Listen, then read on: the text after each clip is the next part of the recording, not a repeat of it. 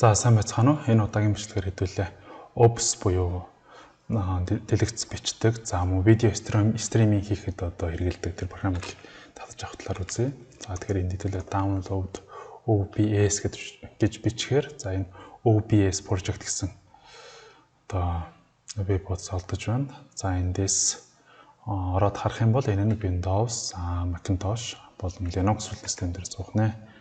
За эндээс за 32 бит гэж байна. За энэ бол дангуул 64 битэн татагдах байх. За 64 битийн инсталлерыг татаж авъя. За энд бол 64 бит гэсэн одоо ийм мэдээлэлтэй байна. За татагдаад дууссан. За дээр нь дарлаа.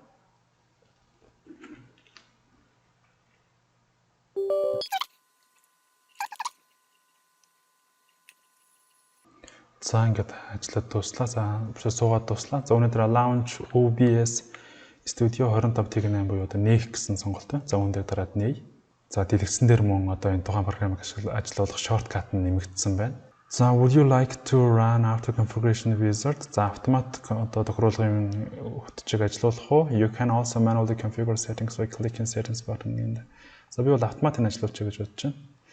За optimize for recording. Би бол нэг recording-оор I will not streaming. За энэ бол стрим хийхгүй гэдгийг нь тохируулчих.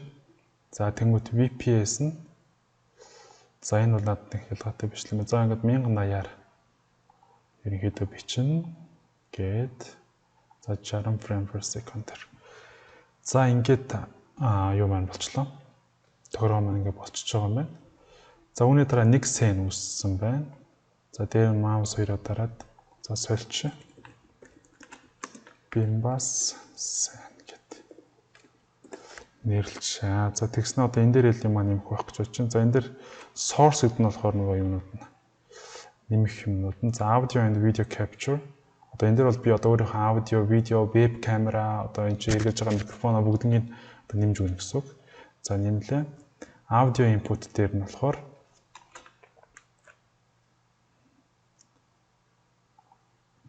за ингэж юм байна. За нэрээ бичиж болно. За гэхдээ энийг тэгвэл устгаж хагаад за эндээс буцаад устгах remove гэж устгах юм байна. За нэмлээ. Audio capture дээр нь my mic гэж бичиж make source visible энд харагддаг байна гэж байна. За эндээс бол би одоо л за микрофон за би Camtasia дээр юу хийж байгаа лээ. Энд дээр харагдахгүй юм байна. За эндээс бол би компьютерийнхоо энэ Realtek яг л би микрофон компьютертэй холбогдсон болохоор үнийг хэрэглэжээ. За тэгээд ок. За микрофон болсон. За үүний дараа audio output capture. За audio output capture бас авнаа. Тэгэхээр энэ дээр нь laptop sound гэж бодож байна. За өөрөөр хэлбэл миний ноутбукнаас гарч байгаа энийг даавна. За тэгэхээр одоо бол за спикерийг нь авчаа. Ягаад тэгэхээр энэ ноутбук бол спикер чихвч хоёр нээсэн. Одоо нэг л оролттой. Тэгээд би спикер дээр нь тавьд юмаа сонсдог микрофон нээсэн тохиолдолд. За тэгэхээр би спикер гээд дарлаа. За дараа нь одоо display capture. За одоо дэлгэцээ бичиж авна. За laptop screen гэж. За одоо энэ дээр бол би за яг л энэ дэлгэцээ сонгоод надад одоо ямар нэгэн видео HDMI-аар холбосон дэлгэц байхгүй болохоор үүнийгээ сонгоод ок дарлаа.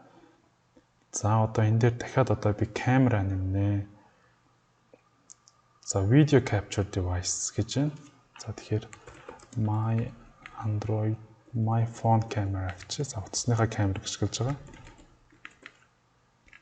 За утасны камер маань болохоор за энэ Droid 3 гэдэг энэ камер. За гэхдээ яг одоо нөгөө Camtasia дээр байгаа болохоор энэ дэр гарч ирэхгүй байх шиг байна. За тэгээд энийг ерөнхийдөө ашиглана гэд ок тарчаа. За тэгээд за одоо би камера холбоцсон, дэлгэц өөрийгөө холбоцсон. За ийм байдалтай байх юм байна. За харин одоо энэ дээр бол start streaming за тэгээд recording гэж байна. За record хийгээд үзье. За тэгтээ рекорд хийхэд бол заавал Camtasia-га зогсоох хэрэгтэй баг. За ингээд Camtasia-гийн бичлэгээ бол энэ дүргээд хаачи. За үүнээс цаашаа бол яг юуныхаа бичлэгийг явъя. Ops бичлэгийг бүгдээрээ хамтдаа үзцгээе. За Ops дээр нэг тохиргоо гэдүүлээ орхих шахсан байна. Тэрний юу гэхээр settings руу ороод за Ops дээр хийсэн одоо бичлэг маань хаана хадгалагдах вэ гэдгийг хэдүүлээ тохируулъя. За тэгэхээр энд stream output. За output-ийг бол user BIM videos дотор хадгална гэж байна. За энийг хэдүүлээ browse хийгээд за яг энэ удаагийн бичлэгээ бол за videos дотор за шинэ folder үүсгээд ops гэд. За энэ дотор хадгалъя гэсэн сонголтыг хийя. За select folder, за videos, OBS, за generate file name without space, high quality, medium size. За record-ын болохоор за би MP4-ийг сонгочих. За энэ бичлэг маань бол за MP4-оор хадгалж байгаа бичлэг. За энийг хэдүүлээ. Болж байна шалгаад үзье.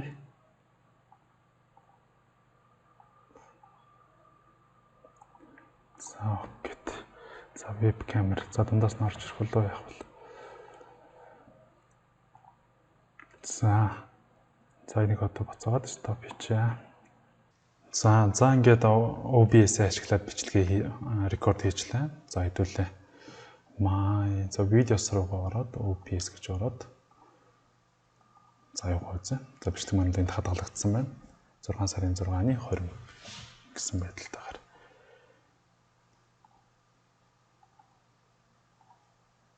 За тоглуулад үзье.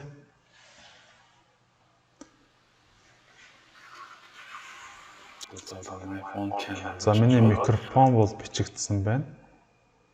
За микрофон бичигдсэн, Deluxe бичигдсэн. За одоо энэ чинь юу тоолсон YouTube имжлэг явж байгааг юу үзье.